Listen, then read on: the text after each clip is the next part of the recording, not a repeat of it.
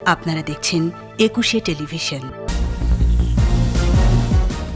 শাহবাগে সাম্প্রদায়িকতা বিরোধী বিক্ষোভ সমাবেশ, সম্প্রীতি বন্ধন অটুট রাখার অঙ্গীকার। যানবাহন চলাচলের জন্য কাল খুলে দেয়া হচ্ছে পায়রা সেতু, উদ্বোধন করবেন প্রধানমন্ত্রী।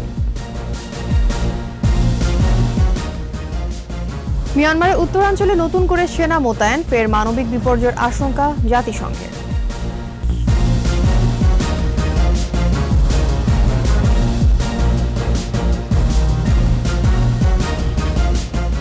শুনছিলেন ফার্স্ট সিকিউরিটি ইসলামী ব্যাংক লিমিটেড সংবাদ শিরোনাম। আমন্ত্রণ জানাচ্ছি সকাল ৯টার ২১শে সংবাদে। আপনাদের সাথে থাকছে আমি তাসনিমা ফিফা। দর্শক, ২১শে টেলিভিশনের সংবাদ একই সাথে সরাসরি দেখতে পাবেন আমাদের ফেসবুক পেজ www.facebook.com/2124 অনলাইনে। সংবাদ আরও থাকছে। দুই বাংলার অন্যতম প্রধান কবি শামসুর রাহমানের ৯২তম জন্মবার্ষিকী আজ।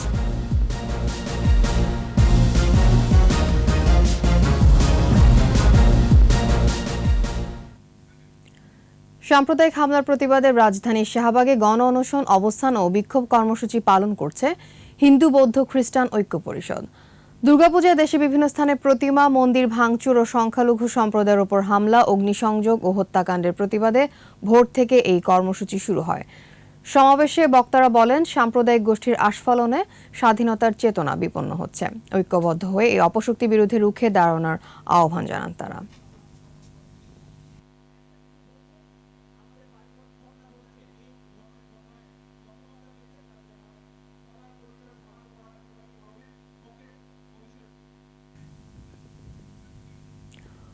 উন্নয়নের মহাসড়কে যুক্ত হচ্ছে আরেকটি মাইল ফলক।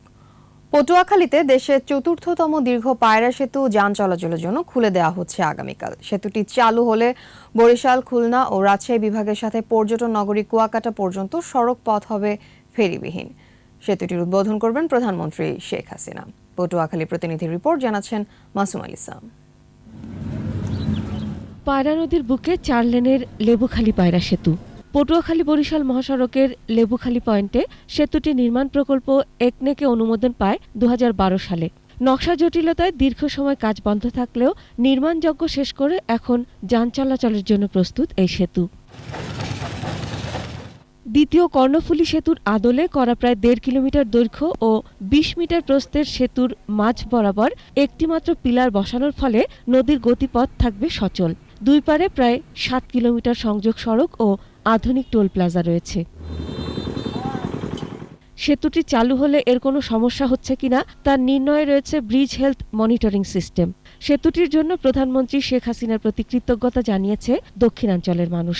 কুয়াকাটা থেকে টুরিস্টরা অনেক সমস্যা নিয়ে এখানে আসতো, অনেক টাইম লাগতো, বাট এখন সেটা একদমই লাগছে না। পর্তুগালে যান বরিশাল লাগে যে ১৫-২ ঘন্টা কি ২.৫ ঘন্টাও লাগে, আর ব্রিজ সালে লাগবে ১.৫ ঘন্টা, হাইয়েস্ট ১ ঘন্টা ১০ মিনিট, আর পুকুরেতে লাগে ৪ ঘন্টা ৪.৫ ঘন্টা, ব্রিজ সালে লাগবে ৩.৫ ঘন্টা। সেতুতে সব দিক দিয়ে আলহামদুলিল্লাহ আমরা খুশি। মাননীয় প্রধানমন্ত্রী এইটা পাওয়ায় আমরা দক্ষিণবঙ্গের মানুষ অনেক খুশি। এই সেতু চালু হলে কুয়াকাটাকে ঘিরে পর্যটন শিল্পের প্রসার ঘটবে বলে মনে করেন সংশ্লিষ্টরা। ২৪ তারিখ মাননীয় প্রধানমন্ত্রী ভার্চুয়ালি সংযুক্ত হয়ে সেতুটি যান চলাচলের জন্য উন্মুক্ত করবেন। দীর্ঘদিনের একটি স্বপ্ন, লেবুখালীতে ফেরিবিহীন যান চলাচল, সেই ফেরিবিহীন যোগাযোগ স্থাপিত হবে। কুয়াকাটার যে পর্যটন সেটি বিকশিত হবে, পাশাপাশি আমাদের যে পায়রা পোর্ট সেটির সাথে সারা দেশে সড়ক যোগাযোগ স্থাপিত হবে।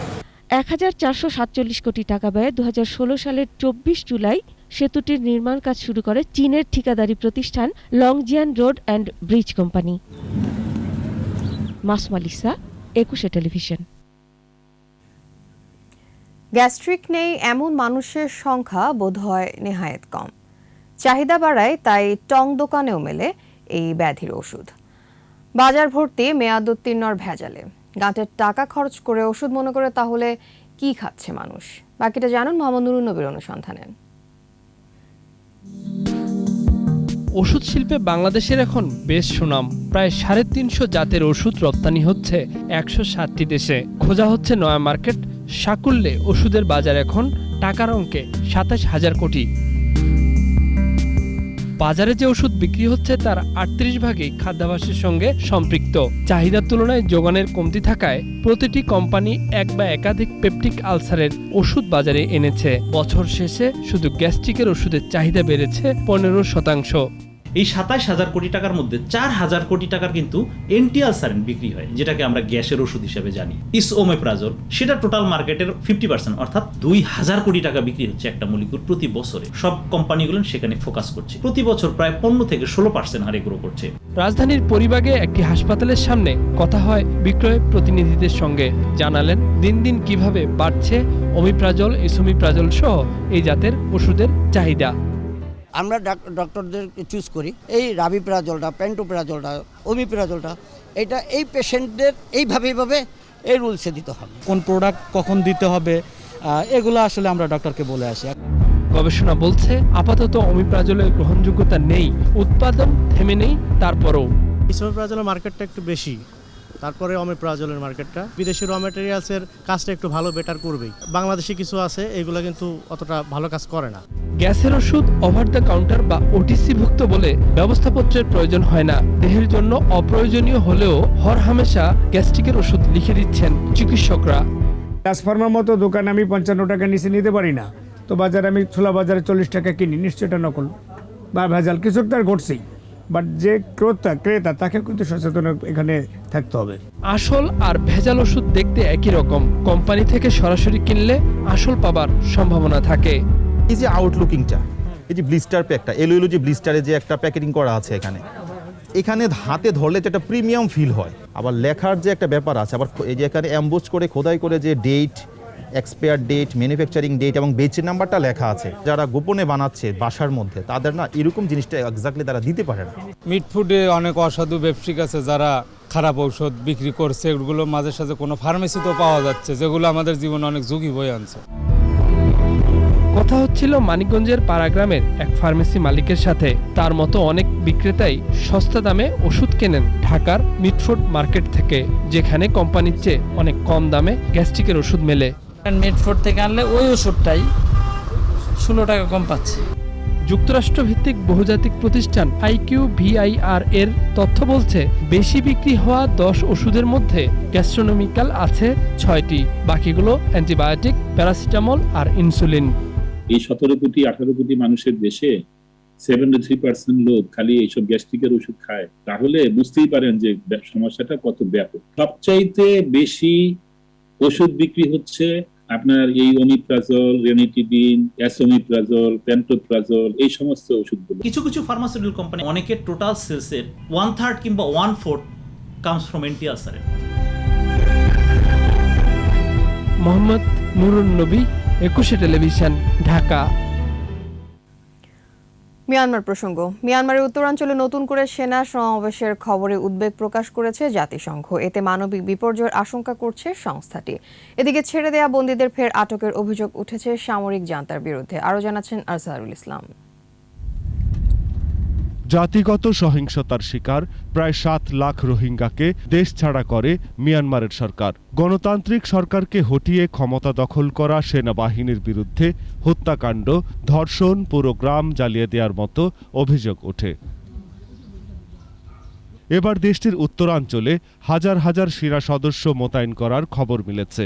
নতুন করে আরেকটি মানবিক বিপর্যয়ের আশঙ্কায় উদ্বেগ প্রকাশ করেছে জাতিসংঘ। মিয়ানমারে জাতিসংঘের বিশেষ প্রতিনিধি টম অ্যান্ড্রুস জানান, এতে স্পষ্ট হচ্ছে সামরিক জান্তা মানবতা বিরোধী কাজের পাশাপাশি যুদ্ধাপরাধেও যুক্ত। এ বিষয়ে সকলকে সতর্ক থাকার আহ্বান জানান তিনি। সামরিক অভ্যুত্থানের বিরুদ্ধে মিয়ানমারে চলমান বিক্ষোভে এ পর্যন্ত 1100-র বেশি বেসামরিক লোক নিহত হবার খবর মিলেছে, আর আটক হয়েছেন প্রায় 8000-এর বেশি মানুষ। এদিকে ছেড়ে দেয়া বন্দীদের মধ্যে 110 জনকে আবারও আটক করেছে মিয়ানমারের জান্তা সরকার। বৌদ্ধদের 3 দিনব্যাপী ধর্মীয় উৎসব থাদিং ইউথ উপলক্ষে এদের মুক্তি দেওয়া হয়েছিল। আজহারুল ইসলাম, 21 টেলিভিশন। সংবাদে নিচ্ছি বিরতির পর্যায়ে থাকবেন। 36 বছর ধরে বিনে পয়সায় চিকিৎসা সেবা দিয়ে যাচ্ছে টাঙ্গাইলে ডাক্তার বেকারের হাসপাতাল। আপনারা দেখছেন সকাল 9টার 21 সংবাদ। ডাক্তার এড্রিক বেকারের হাসপাতালের চিকিৎসা সেবা চলছে অনেকটা আগের মতোই। ৩৬ বছর ধরে বিনা পয়সায় সুবিধাবঞ্চিত মানুষদের সেবা দিয়ে যাচ্ছে হাসপাতালটি। বেকারের মৃত্যুর পর হাসপাতালটির হাল ধরেন যুক্তরাষ্ট্রের চিকিৎসক দম্পতি। কাজ করছেন দেশের তরুণ চিকিৎসকরাও। টাঙ্গাইল প্রতিনিধি কাজী রিপনের রিপোর্ট, জানাচ্ছেন রত্না জামান। ডাক্তার এড্রিক সার্জিসন বেকার, গরিবের ডাক্তার ভাই নামেই যাকে চিনতেন সবাই। নিউজিল্যান্ডের আরাম আয়েশ আর বিত্ত বৈভবের বিলাসী জীবন ছেড়ে ১৯৭৯ সালে বাংলাদেশে চলে আসেন তিনি। টাঙ্গাইলের মধুপুরের প্রত্যন্ত পাহাড়ি এলাকায় গড়ে তোলেন কালাইকুড়ি স্বাস্থ্য পরিচর্যা কেন্দ্র, যা আজও সেবা দিয়ে যাচ্ছে অসহায় গরিব মানুষদের।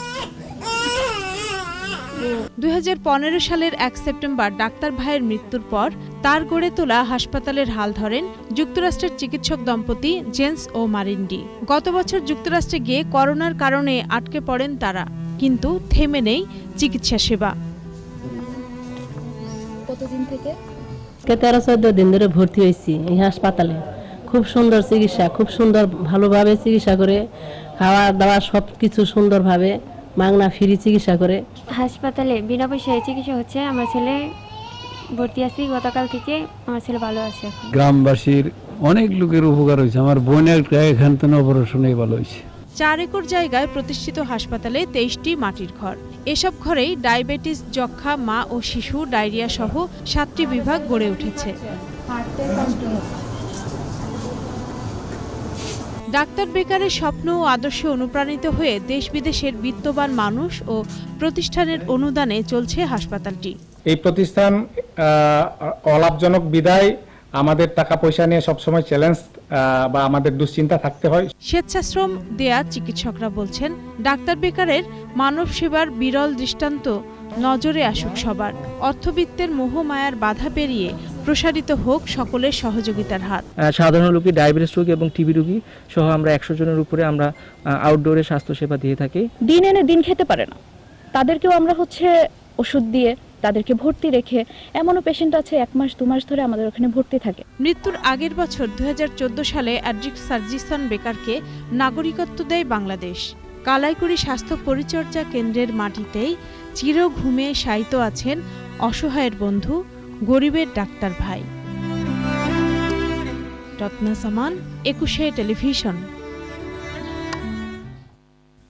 বিশেষ আয়োজন আমার বাংলা।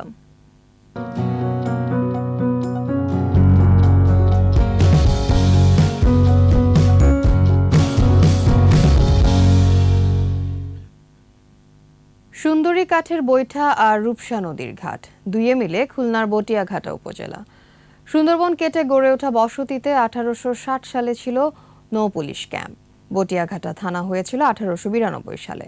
খুলনা প্রতিনিধি মহেন্দ্রনাথ সেনের তথ্য ও শেখ জুয়েলের তোলা ছবিতে এলাকার ইতিহাস ঐতিহ্যের বাকিটা শুনুন সমর ইসলামের কাছে। নদী ঘেরা উপজেলা বটিয়াঘাটা। উত্তরে শৈলমারী, দক্ষিণে মাঙ্গা, পশ্চিমে ভদ্রা আর পূর্ব দিকে পশুর ছাড়াও ভেতর দিয়ে বয়ে গেছে কাজীবাছা, জলমা সহ বেশ কটি নদী।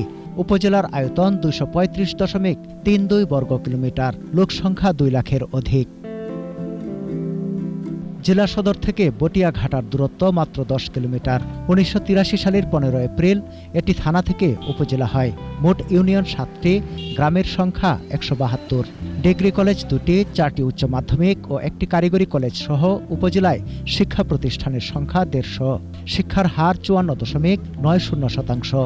উপজেলায় সড়ক রয়েছে প্রায় 1088 কিলোমিটার। এসব রাস্তার পাকা হয়েছে 192 কিলোমিটার। কৃষি নির্ভর বটিয়াঘাটা চিংড়ি চাষে সাফল্য পেয়েছে।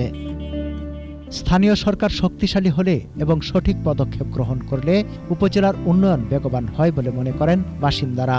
স্থানীয় সরকার যদি উন্নতি হয় তাহলে আমাদের উপজেলা চেয়ারম্যানেরও শক্তিশালী হবে। মাতৃত্ব ভাতা, প্রতিবন্ধী ভাতা, সমস্ত ভাতাগুলো সঠিকভাবে যাতে উঠে আসে। সীমিত সামর্থ্যের সবটুকু দিয়ে এলাকার সার্বিক উন্নয়ন করতে চান উপজেলা চেয়ারম্যান। মানুষের পাশে থাকাটাই আমি মনে করি সবথেকে গুরুত্বপূর্ণ। যতটুকু আছে তার মধ্যে থেকেই, যে অবস্থা আছে তার মধ্যে থেকেই মানুষের সেবা করে যাচ্ছে। স্থানীয় সরকারের সেবা মানুষের কাছে পৌঁছে দিতে বদ্ধপরিকর এই জনপ্রতিনিধি। সরকার যেটা করবে সারা দেশে পরিবর্তন আমি আশা করি। সমর ইসলাম, একুশে টেলিভিশন।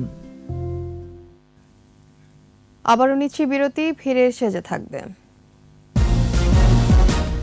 আজ থেকে বিশ্বকাপের মূল পর্ব। প্রথম দিন মাঠে নামছে অস্ট্রেলিয়া, দক্ষিণ আফ্রিকা ও ইংল্যান্ড, ওয়েস্ট ইন্ডিজ।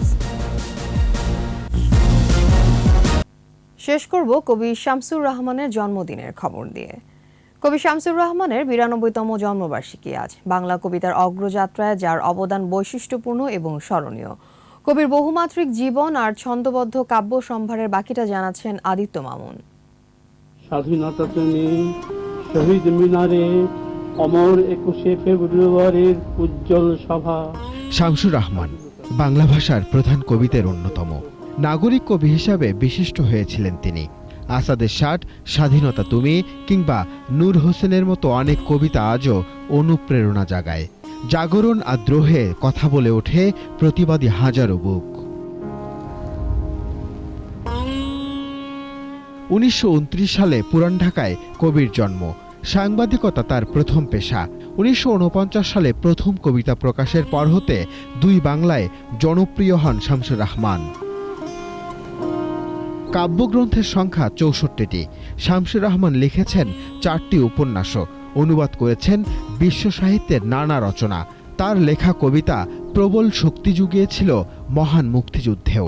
স্বাধীনতা তুমি, রবি ঠাকুরের অজর কবিতা, অবিনাশী গান। বঙ্গবন্ধু হত্যার পর তিনি লিখেছেন অসামান্য কবিতা। মুক্ত বুদ্ধির বাংলাদেশ, স্বাধীনতা, দেশপ্রেম তার লেখনীর বিশেষ উপজীব্য। সাহিত্যে অসামান্য অবদানের জন্য তিনি রাষ্ট্রীয় সম্মাননা সহ অসংখ্য পদক আর পুরস্কারে ভূষিত হয়েছেন। 90-এর স্বৈরাচার বিরোধী আন্দোলনেও তিনি ছিলেন অন্যতম সংগঠক।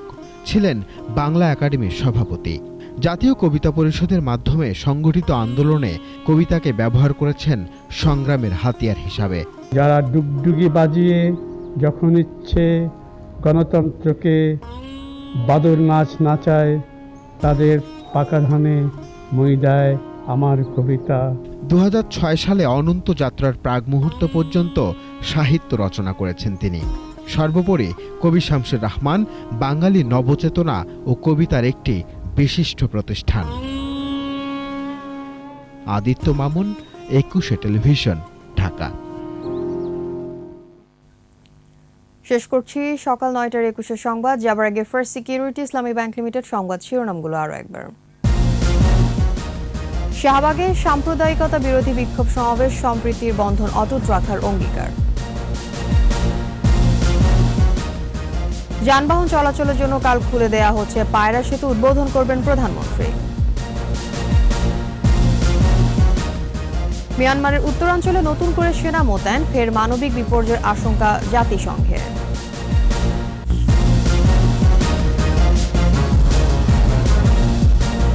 সর্বশেষ খবর জানতে ডায়াল করুন 2021 নম্বরে, ভিজিট করুন 21-tv.com এই ওয়েবসাইটে। এছাড়া ফেসবুকে লগ ইন করতে পারেন facebook.com/2124 অনলাইনে। এতক্ষণ সাথে থাকার জন্য ধন্যবাদ। আমাদের পরবর্তী সংবাদ দুপুর 12টায় দেখার আমন্ত্রণ রইল।